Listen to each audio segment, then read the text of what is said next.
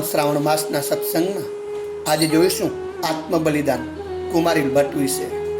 પણ તે પહેલાં સૌને સદબુદ્ધિ મળે, સૌનું કલ્યાણ થાય, સૌ ઉજ્જવલ ભવિષ્યના માર્ગે આગળ વધે, સૌ કોરોના મુક્ત બને તે માટે આવો ગાયત્રી મહામંત્ર અને મહામૃત્યુંજય દ્વારા ભગવાન સદાશિવને પ્રાર્થના કરીએ. ઓમ ભૂર્ભુવઃ સ્વઃ તત્સવિતુર્વરેણ્યં ભર્ગો દેવસ્ય ધીમહિ ધિયો યો નઃ પ્રચોદયાત.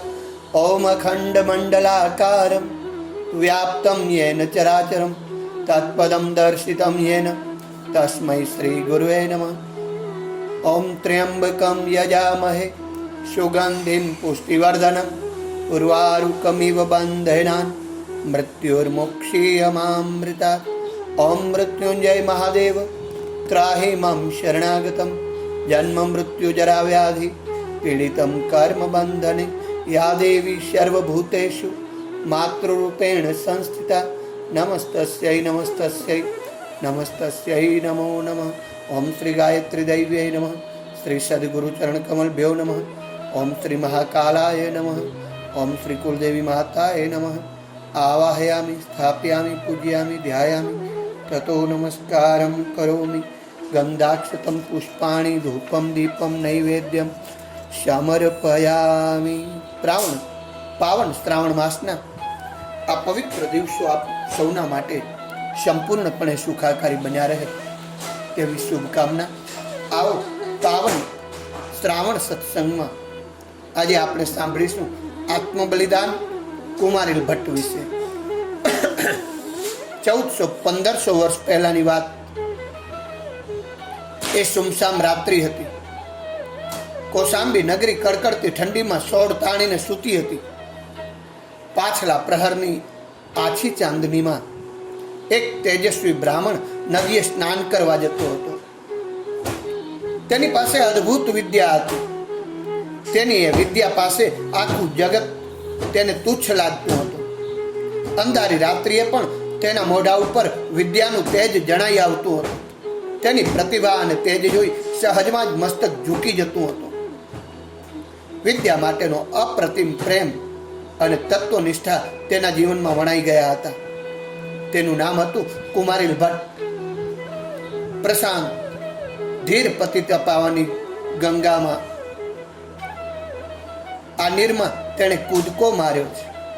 એટલામાં જ દૂરથી કોઈ સ્ત્રીનો કરુણ વિલાપ તેના કાને પડ્યો છે.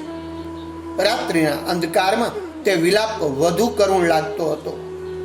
હાડ ગાળતી આ ઠંડીમાં શરીર લૂછીને તે પાણીની બહાર આવ્યો છે અને આક્રમની દિશા તરફ તેણે ચાલવા માંડ્યું છે.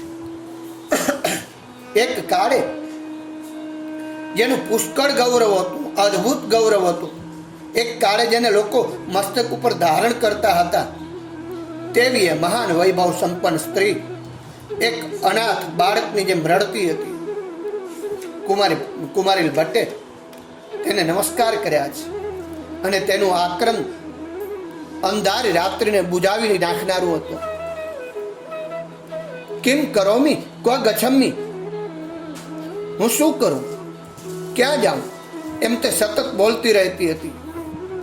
તે વૈભવ સંપન્ન દિવસો ચાલ્યા ગયા છે અને આજે હું અનાથ જેવી એક ખૂણે ખાતરે પડી રહી છું અને મારા દુઃખના દિવસો પસાર કરું છું. વેદો ચાલ્યા ગયા છે, તેની કોઈને પડી નથી. તે પાછા જીવનમાં આવે તે માટે કોઈને ફિકર નથી. એ વેદોને ખાસ ઊભા કરવા છે કોઈ માઈનો લાલ, કોઈ માઈનો સપૂત કે વેદોને પાછા ઊભા કરે, વૈદિક જીવનનું પુનરુત્થાન કરે. વૈદિક સંસ્કૃતિનું તે રુદન હતું. હજારો વર્ષોથી જેનું ગૌરવથી પૂજન થતું હતું, લોકો શીશ ઝુકાવતા હતા, જેની ઉપાસનામાં સેંકડો ઋષિ મુનિઓ પોતાનું ગૌરવ સમજતા હતા, જેની પરંપરા ટકાવી રાખવા અસંખ્ય લોકોએ જીવન ઘસી નાખ્યા હતા. તે કાળની આ એક મહાન સંસ્કૃતિ, વૈભવ સંપન્ન સંસ્કૃતિ ગૌરવમયી સંસ્કૃતિ આજ બેહાલ થઈને ચિંથરેહાલ બનીને બૂમ પાડી રુદન કરતી હતી. કિમ કરોમી કો ગચ્છામી, ક્યાં જાઉં, શું કરું? તે કાળ જ એવો હતો. રાજાઓએ બુદ્ધ ધર્મને અપનાવ્યો હતો. 1000 વર્ષ સુધી બૌદ્ધોનું સામ્રાજ્ય હતું. બૌદ્ધ ધર્મનો પાયો ઘણો ઊંડો હતો. ભારતેતર દેશોમાં પણ એનો ઝંડો લહેરાતો હતો. ભગવાન બુદ્ધે અવતાર લઈને જગતને નૈતિક જીવન સમજાવ્યું. હાર્સ થતા નૈતિક મૂલ્યોને પ્રભાવી રીતે તેણે મૂલ્યો ઊભા કર્યા. ભારતીય સંસ્કૃતિનો હાર્સ થતા નૈતિક મૂલ્યોને પ્રભાવી રીતે તેણે ઊભા કર્યા. પરંતુ ત્યાર પછી તેમના સંપ્રદાયની સાંપ્રદાયિક અનુયાયીઓએ વેદોની ઉપેક્ષા કરી. વૈદિક ધર્મમાં વળી શું છે, આમ કહી મૂર્તિ પૂજાને ઉડાવી દીધી. બુદ્ધ ધર્મે વૈદિક સંસ્કૃતિનો હાર્સ કર્યો છે. લોકોની વેદો પરની નિષ્ઠા ઉડાવી દીધી છે, હટાવી દીધી છે અને મૂર્તિ પૂજા ખલાસ કરી છે. વૈદિક ધર્મની 2 પાંખો તૂટી ગઈ. પાંખ વગરનું પક્ષી હવે પહેલાની જેમ કઈ રીતે ઉડી શકે? પાંખ વગરનું પક્ષી જેમ જમીન પર પડીને તરફડે તેમ વૈદિક સંસ્કૃતિ તરફડતી હતી. હજારો વર્ષની પરંપરા જોતજોતામાં ખલાસ થઈ ગઈ હતી. તત્કાલીન રાજાઓએ બુદ્ધ ધર્મને માન્ય કર્યો. વિનાશ્રયાન શોભંતે પંડિતા વનિતા લતા. આ ઉક્તિમાં માનનારા કહો ને. એ ઉક્તિ બનાવનાર પંડિતોએ રાજાનો વિરોધ ન કર્યો.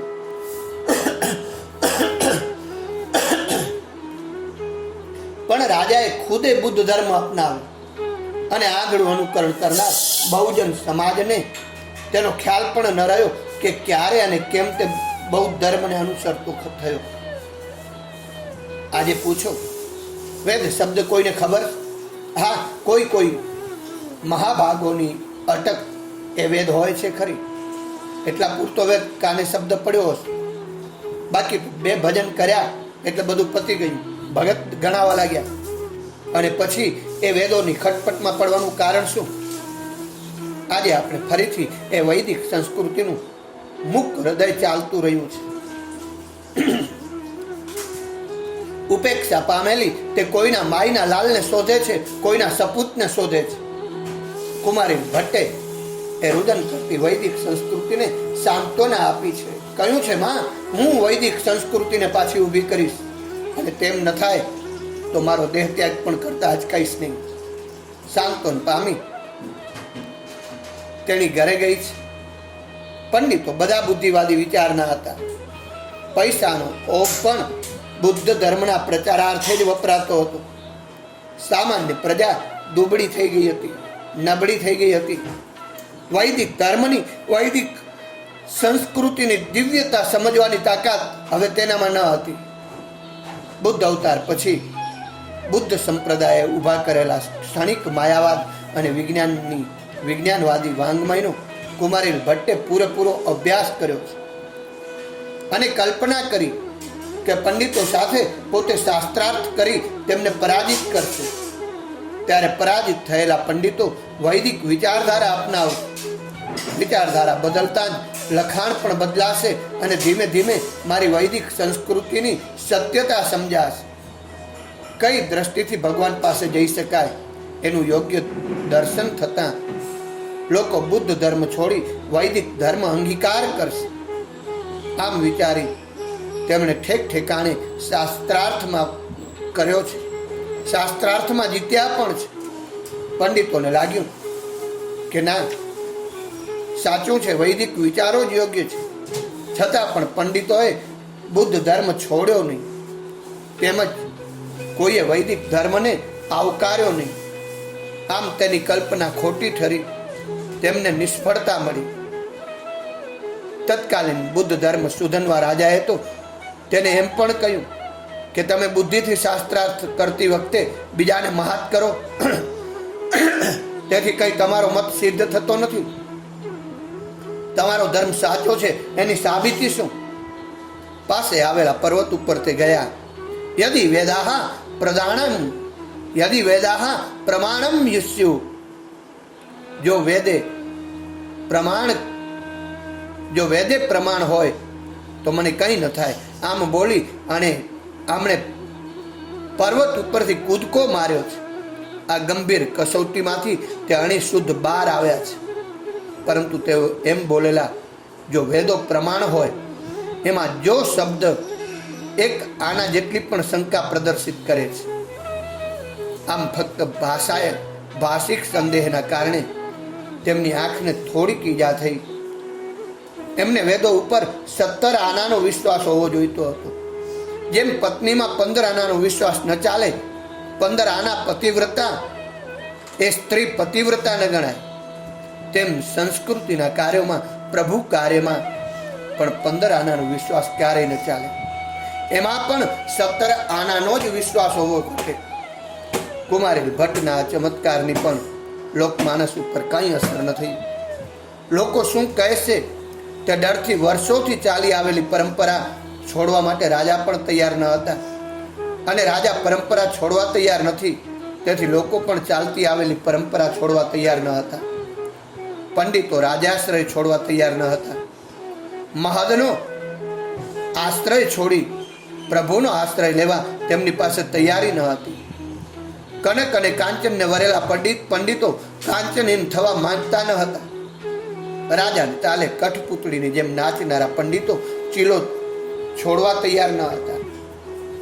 રાજ દરબારમાં જેમને શ્રેષ્ઠતા જોઈએ છે એવા બુદ્ધિ વેચી નાખનારા પંડિતો અને વૈભવ સંપન્ન માણસો જ્યાં હંમેશા ઢીલા જ રહેતા હોય છે, એમનામાં કશું કરી છૂટવાની તમન્ના હોતી નથી. 57 જેટલો નબળો, દુબળો અને બીકણ તો કોઈ જ નહીં. તે સમાજની આંખે જુએ છે, લોકો તરફ તેની દ્રષ્ટિ હોય છે. લોકોની નજરમાંથી ઉતરી ન જઈએ તે માટે જ એમની સતત દોડધામ ચાલ્યા કરતી હોય છે. આવા બીકણ સત્તાધીશો સમાજનું શું ભલું કરવાના હતા? સમાજની ધારણા બદલવાનું તેમનું ગજું ન હતું. કોઈ ઋષિ તપ કરે એટલે દૂર ઇન્દ્રને ડર લાગે. આવા પૌરાણિક પ્રસંગોમાં બહુ ઊંડું રહસ્ય હોય છે. ઇન્દ્ર સત્તાધીશ છે, વૈભવ સંપન્ન છે.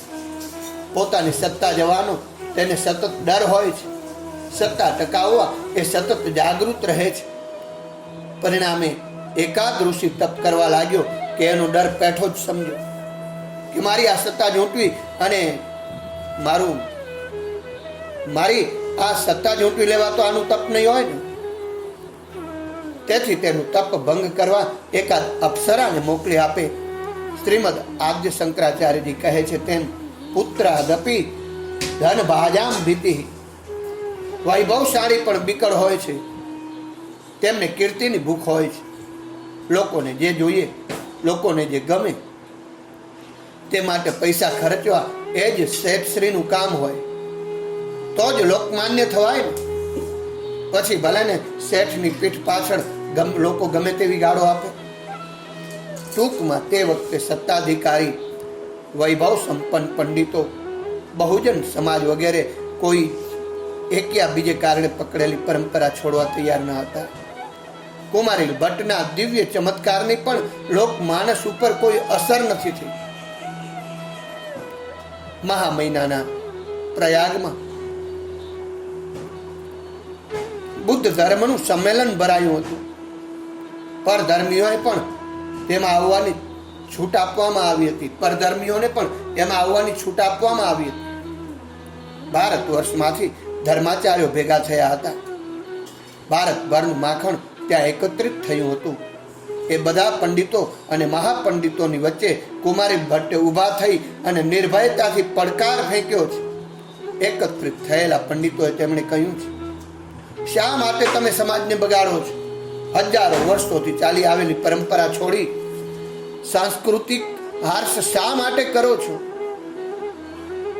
બૌદ્ધ પંડિતો સાથે એમણે શરૂઆત કરી છે, શાસ્ત્રાર્થ કર્યો છે. બૌદ્ધ પંડિતો ચર્ચામાં હારવા લાગ્યા છે. તેમની પાસે મુદ્દા ખૂટી ગયા. સામાન્ય રીતે બને છે તેમ મુદા ખૂટે એટલે પછી મુકા ઉપર વાત આવે. તેમ પંડિતોએ બૂમો પાડી પાડી અને કુમારી ભટ્ટને સાંભળ્યા નહીં. ધાંધલ મચાવી અને તેમનો આત્મવિશ્વાસ તેમણે ખલાસ કર્યો છે. ડરથી છુપા રહેલા વૈદિક સંસ્કૃતિના હિમાતીઓ એકત્રિત થયા નહીં. કુમારી ભટ્ટ કંટાળી ગયા. કિમ કરોમી, હું શું કરું એ પ્રશ્ન ઊભો થયો અને એક દિવસ તેમણે દેહ ત્યાગ કરવાનો નિશ્ચય કર્યો, એમ સમજીને કે આત્મ બલિદાનમાંથી લોકો કંઈક દાખલો લેશે. તે માટે તેમણે દેહ ત્યાગની એક અભિનવ પણ ઘણી જ ભયંકર પદ્ધતિ શોધી કાઢી.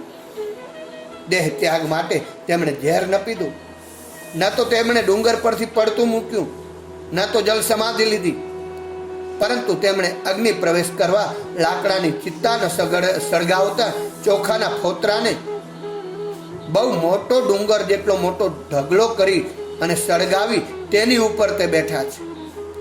લાકડાની ચિત્તા કે જેમાં ભડ બળી અને 2-4 કલાકમાં દેહ વિસર્જન થાય, તેમાં આ પ્રવેશ ન હતો, પણ હળવે હળવે પ્રજ્વલિત થતા આ ફોતરાના ઢગલા ઉપર જીવતા જીવતા શેકાવાનું હતું ને દેહ વિસર્જન કરવાનો હતો.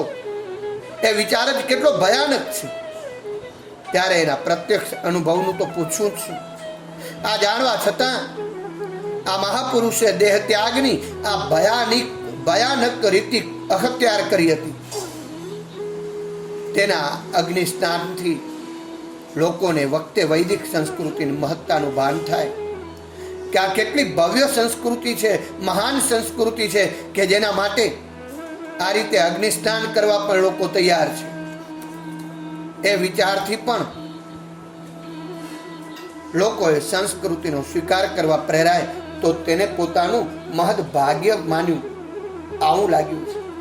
સળગતા ફોતરાના ઢગલા ઉપર શાંત ચિત્તે કુમારી ભટ્ટ ભગવત સ્મરણ કરતા બેઠા છે. એમને શ્રદ્ધા છે કે એકાદ નરવીર, એકાદ શૂરવીર આવશે અને મારું આરંભાયેલું આ કાર્યને પૂરું કરશે. કુમારી ભટ્ટનું આ આત્મ બલિદાન જોવા લોકોનો બહુ જ મોટો સમૂહ ભેગો થયો છે. એક ખૂબ મોટું ટોળું ભેગું થયું છે. કેટલાકને એમાં ભવ્યતા જણાઈ છે, તે નતમસ્તક થયા. કેટલાકને એમાં ઉપહાસ દેખાયો છે, તો કેટલાકને વળી એમાં કાયરતાના દર્શન થયા છે. કેટલાકે તો એ ભયાનક પદ્ધતિ જોઈને જ આંખો મીચી દીધી છે, પરંતુ કોઈનામાં હિંમત ન હતી કે આગળ આવીને કહે કે હે કુમારી ભટ્ટ, તમે આ કંચન જેવા દેહને આવી આકરી કસોટી પર ન ચડાવો. અમે તમારી પડખે ઊભા છીએ, તમારું આગ્રહનું અમે પૂરું કરીશું, પણ હવે બસ કરો. અમારાથી આ સહન થતું નથી, આ અનર્થ જોવાતો નથી. કોઈ વીરનો દીકરો, કોઈ સપૂત આવીને ઊભો ન રહ્યો. કુમારી ભટ્ટનું આ આત્મ બલિદાન ચાલુ હતું. લોકો આવતા જતા હતા, પોતાના અભિપ્રાયો વ્યક્ત કરતા અને વિખરાતા જતા હતા. બીજા નવા લોકો આવતા અને તે પણ વિખરાતા. ગામ આખામાં એક જ વાતની ચર્ચા ચાલતી હતી કે કુમારી ભટ્ટનું આત્મ બલિદાન. આખા નગરમાં, આખા ગામમાં આ એક જ વાત ચાલતી હતી. અને એક વખત લોકોના એ ટોળામાં એક અતિ તેજસ્વી યુવાન સંન્યાસી તે ટાંકણે આવ્યો છે. તેણે લોકોને પૂછ્યું, આ શું ચાલે છે? અરે એક પંડિતનું બલિદાન છે, એક ભાઈએ જવાબ આપ્યો. અને છતાં પણ કોઈને કાંઈ લાગતું નથી. શાને માટે તે બલિદાન આપે છે? સંન્યાસી બોલ્યા છે, અરે આ કુમારી ભટ્ટ છે, સંસ્કૃતિ માટે મરે છે. વૈદિક સંસ્કૃતિ સમાજમાં પાછી ઊભી થાય તેના માટેનું આ તેનું બલિદાન, આત્મ બલિદાન છે. આ સાંભળી સંન્યાસી આવેશના ટોળામાં ઘૂસ્યો અને ટોળામાંથી આગળ નીકળી કુમારી ભટ્ટની સામે આવીને ઊભો રહ્યો છે. એક મહાન તેજસ્વી યુવાન પંડિતને આ રીતે સંસ્કૃતિ માટે આત્મ બલિદાન દાન આપતો જોઈ અને સંન્યાસીનું મન દ્રવી ઉઠ્યું છે. તેમણે તેને મનોમન વંદન કર્યા છે. આ આત્મ બલિદાન પાછળની ભાવનાને તેણે અંતરમાંથી હચમચાવી નાખ્યો હતો. તે સંન્યાસી 2 ડગલા આગળ વધ્યો. કુમારીલ ભટ્ટને એણે ડગલા ઉપરથી નીચે ઉતરવા વિનંતી કરી. ત્યારે કુમારીલ ભટ્ટે કહ્યું કે હે યતિવર, તું હજુ બાળક છે, જુવાન છે, મારી બાબતમાં માથું મારવું છોડી દે. તો મને મારા દિવ્ય કાર્યમાંથી ખસેડ નહીં. કુમારીલ ભટ્ટ ગરજી ઉઠ્યા છે. પરંતુ એ યુવાન સંન્યાસી કહે છે, હું એ નહીં થવા દઉં. ના ના, આ બલિદાન આપવું જ જોઈએ. સંન્યાસી, તારું નામ શું છે? પોતાના માટે સહાનુભૂતિ દેખાડનાર એક વ્યક્તિ પણ નીકળી ખરી. કુમારીલ ભટ્ટને મનમાં સમાધાન થયું છે. ત્યારે યુવાન સંન્યાસી બોલે છે, મારું નામ શંકરાચાર્ય. બોલતા બોલતા દિવ્ય ભવ્ય બલિદાન જોઈ શંકરાચાર્યજીની આંખમાંથી જળજળિયા આંસુ આવી ગયા છે. આ જે મહાન આદરણીય શંકરાચાર્ય, તે આદ્ય શંકરાચાર્યજી. કુમારીલ ભટ્ટે કહ્યું છે, જો તારે આંસુ સારવા હોય તો મારા માટે ન સાર, પણ આ ભારતીય સંસ્કૃતિ માટે સાર કે જેને માટે હું બલિદાન આપી રહ્યો છું. એ મહાન વૈદિક સંસ્કૃતિ કે જેના છાયડા નીચે પૂરી માનવતા ઊભી થઈ છે. સમાજમાં આજે સેંકડો ગુણો પાંગરેલા દેખાય છે. તેનો યશ આ સંસ્કૃતિને જાય છે. આ મહાન સંસ્કૃતિ આજે કાળના પેટમાં દટાઈ ગઈ છે. લોકો ભક્તિ કરે છે, પણ ભક્તિની તેજસ્વી પરંપરા ખલાસ થઈ ગઈ છે. જીવન તરફ જોવાનો ભાવ અને ઉદાત્ત દ્રષ્ટિકોણ આજ ચાલ્યો ગયો છે. મૂર્તિ પૂજાનો લોપ થયો છે. વેદોના મંત્રોચ્ચાર ક્યાંય કોઈને કાને પડતા નથી. વૈદિક સંસ્કૃતિ આજે રડી રહી છે. તેનો હાથ પકડી તેને આશ્વાસન આપનારની આજે જરૂર છે. તેનું પુનરુત્થાન કરવાની જરૂર છે. કોઈ એવો નરકેસરી છે? હું બહુ ઘણું ફર્યો, ખૂબ ચર્ચાઓ કરી. લોકોને વૈદિક વિચારો માન્ય છે, છતાં જૂની પરંપરા છોડવા તેઓ તૈયાર નથી. પંડિતો રાજાશ્રિત બન્યા છે. વૈભવ સંપન્નોને કંઈ કોઈ જાતની પડી નથી. કોઈને આ રુદન કરતી સંસ્કૃતિની કાંઈ જ પડી નથી. તેથી મારું આ બલિદાન છે, તેથી મારું આ દેહ ત્યાગ છે. શંકરાચાર્ય, તારે રડવું જ હોય તો એ ભવ્ય સંસ્કૃતિ માટે રડ, એ દિવ્ય સંસ્કૃતિ માટે રડ. મારા માટે રડી મારા બલિદાનને કલંકિત ન કર. શંકરાચાર્ય જોયું કે બહાર જે પ્રદીપ્ત અગ્નિ છે તેના કરતા અનેક ગણો ગુંગવાતો અગ્નિ આ કુમારીલ ભટ્ટના હૃદયમાં છે, અંતરમાં છે. એ પ્રખર અગ્નિની પાસે આ બહારનો અગ્નિ તેને તુચ્છ લાગતો હતો. નીચા નમી તે સળગતી ચિત્તામાંથી ભસ્મ લઈ અને માથે લગાડીને કહ્યું છે, એ કુમારીલ ભટ્ટ, તમારું આ બલિદાન સફળ થશે. વૈદિક ધારણા પાછી ઊભી થશે. વૈદિક સંસ્કૃતિ પુનર્જીવિત થશે. મૂર્તિ પૂજા પાછી ઊભી થશે. સર્વમ ક્ષણિકમ સર્વમ દુઃખમ એવા નિરાશાવાદી વિચારોવાળું તત્વજ્ઞાન હવે દેશ વટો લેશે. દેહ ખરાબ છે એમ વેદોએ કહ્યું જ નથી.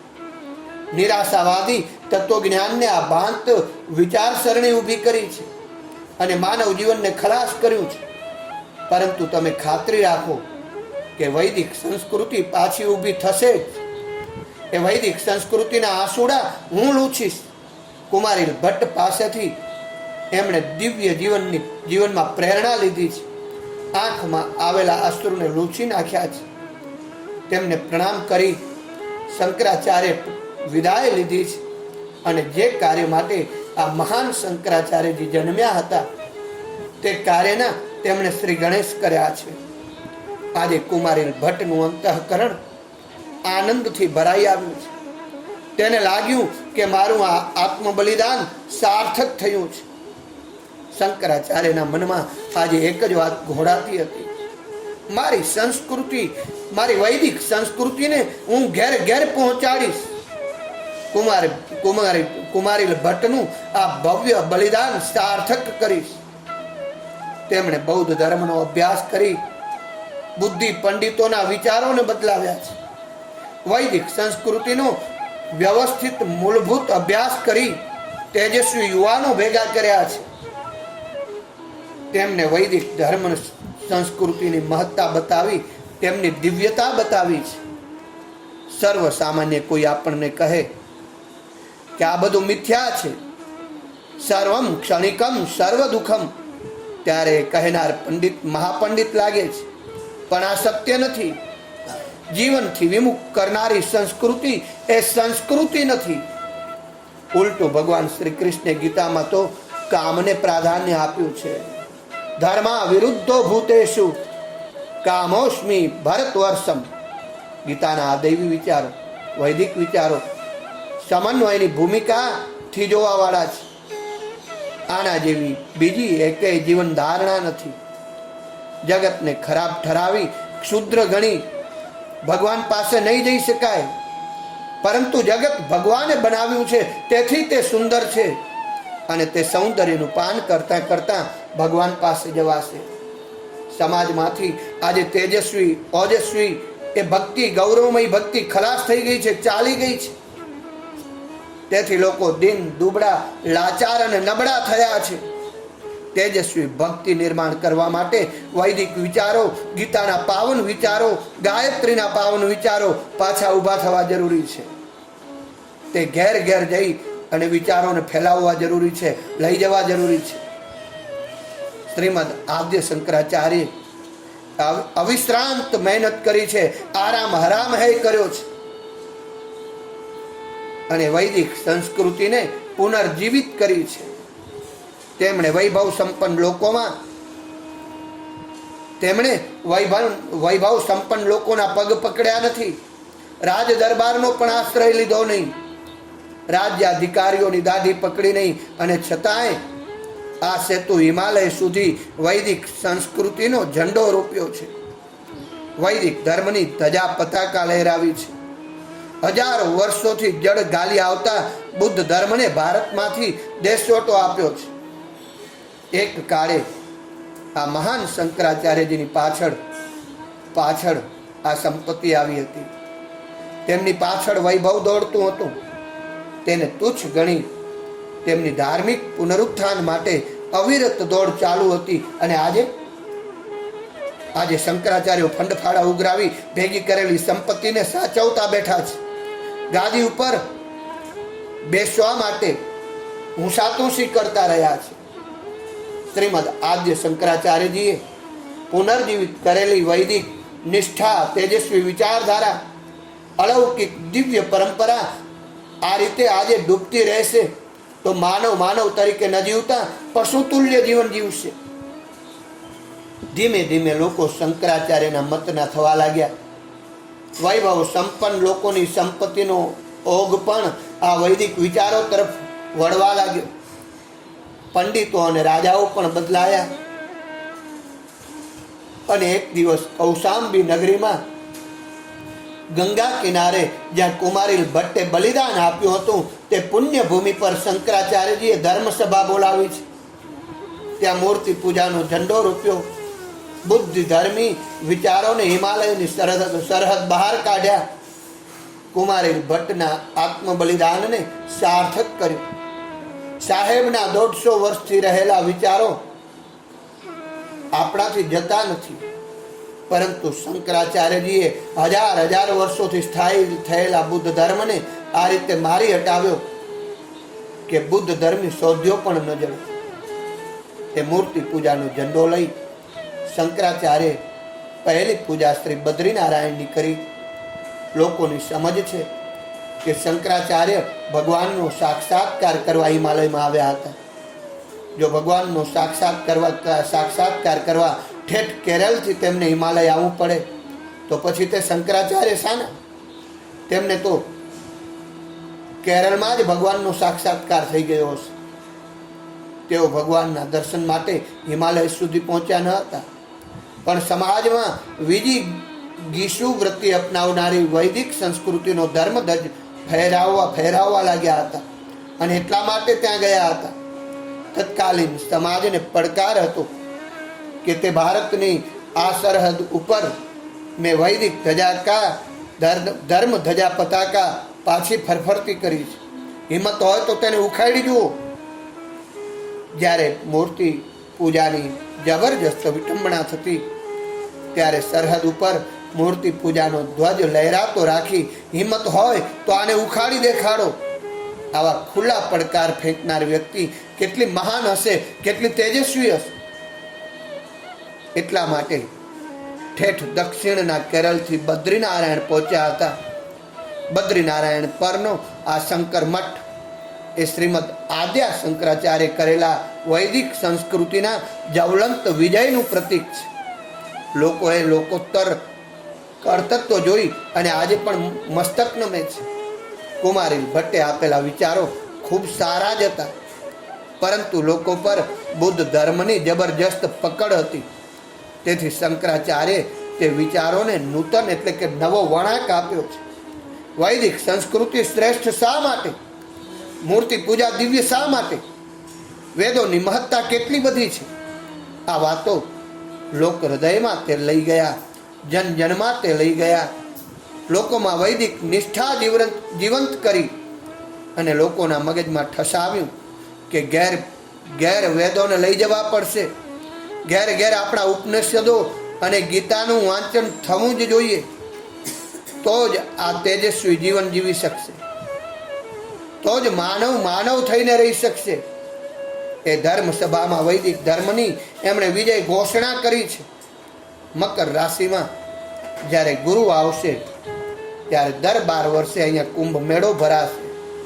દર 12 વર્ષે વૈદિક વિચારના લોકો ભેગા થશે અને ચર્ચા વિચારણા કરશે.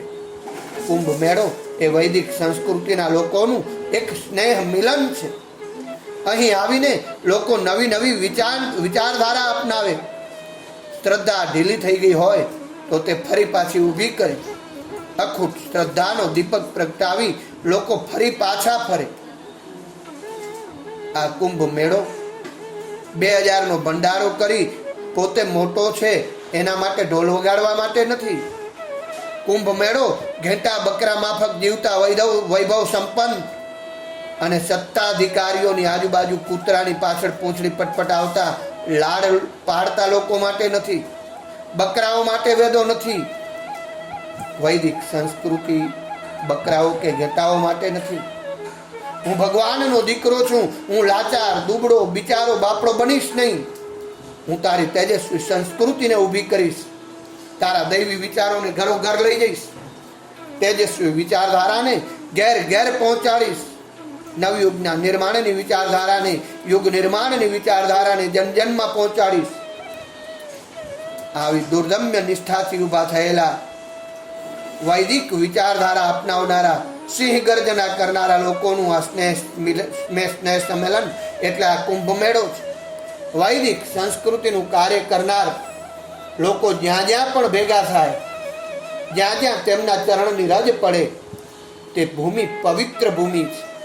ડૂબતી રહેલી સંસ્કૃતિનું પુનરુત્થાન કરવા માટે, પ્રભુના વિચારોને માટે ઢીલી થતી શ્રદ્ધાને મક્કમ કરવા જ્યાં લોકો ભેગા થાય તે બધા જ સ્થળ તીર્થ સ્થળ છે.